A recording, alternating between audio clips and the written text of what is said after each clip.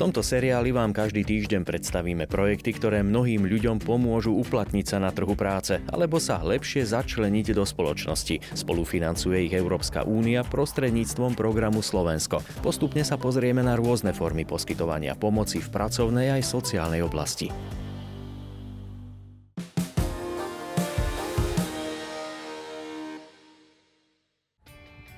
V slovenských väzniciach je vyše 7 000 odsúdených, z toho asi 63% opakovane. Návrat do bežného života po rokoch strávených za múrmi ústavu je pre odsúdených často náročné. Musia sa znova začleniť do spoločnosti, nájsť si prácu či obnoviť vzťahy.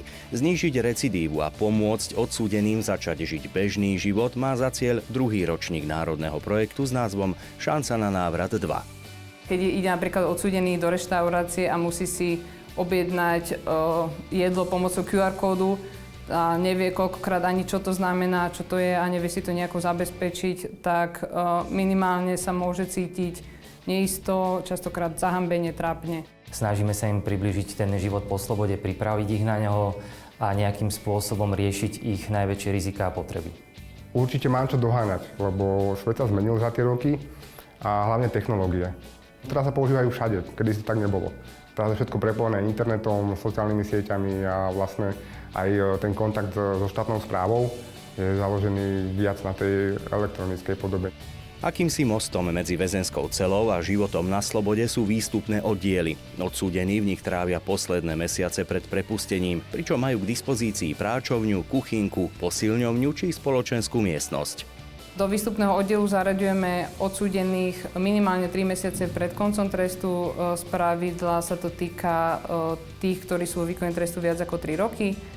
A blížiacim koncom trestu sa rozumie aj termín podmienečného prepustenia. Individuálna práca začína po príchode k nám na oddiel.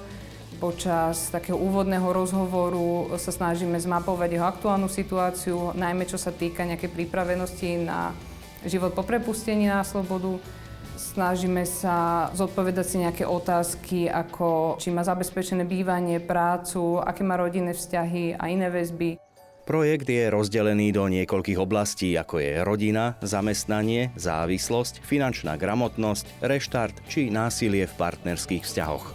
Cieľom tohto projektu je podpora cieľovej skupiny, ktoré sú znevýhodnené osoby, a nastavenie systémového komplexného inovatívneho opatrenia, ktoré pomáha predchádzať recidíve. Čo sa týka personálu, máme tam psychológa, sociálneho pracovníka, sociálneho kurátora, metodika, aby vedeli pokryť rôzne spektrum problémových oblastí odsúdených.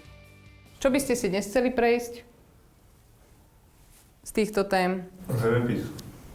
Dobre, tu máte vyznačiť, kde na mape je Island. Poďte nám to označiť. Jo. Na chodbe nájdeme aj informačný kiosk, pomocou ktorého si odsúdení môžu nájsť ubytovanie, prácu či vytvoriť životopis. Pomoc je adresná, napríklad pomoc so zamestnaním, kedy má možnosť si v rámci výstupného oddielu sám hľadať prostredníctvom aplikácie Holub voľné pracovné miesta. Toto je aplikácia Holub, kde si môžeme nejaké informácie pozrieť, ktoré by nám mohli pomôcť do života. Ubytovanie. Tam sú vlastne zverejnené rôzne možnosti. V rámci tohto si vieme aj vlastne vypracovať taký životopis, kde si môžeme napísať pracovné skúsenosti alebo prípadne, ak máme ešte nejaké znalosti, oprávnenia. Túto aplikáciu si viem stiahnuť aj po prepustení na slobodu do mobilu a to, čo mám uložené, tak sa mi zobrazí a viem osloviť potenciálneho zamestnávateľa. Národný projekt Šanca na návrat 2 nadväzuje na prvú časť, do ktorej sa zapojilo 10 ústavov. V aktuálnej sa k ním pridalo zvyšných 8. Čo sa týka počtu odsúdených, tak v Šanci na návrat 1 prešlo projektom viac ako 3600 osôb. V Šanci na návrat 2 je to zatiaľ 1300 osôb. Tento projekt mi dal veľa, pretože po viac než 17 rokoch výkonu trestu a sa pripravil na podmienečné prepustenie. A vlastne vďaka tomuto projektu som si mohol zvýšiť kvalifikáciu a urobiť si aj lepší prehľad o ponukách práce. Mal som možnosť vlastne si aj doklady urobiť, občiansky preukaz, vodičský preukaz. Asi mi to najviac za vás si zlepšiť schopnosť komunikovať s úradmi, s tými ľuďmi tam a ako si zariadiť niektoré veci.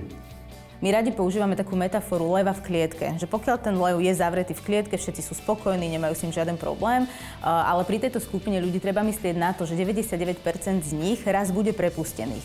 My nechceme len to, aby už neboli pre spoločnosť nebezpeční, ale chceme aj to, aby sa stali aktívnou súčasťou spoločnosti.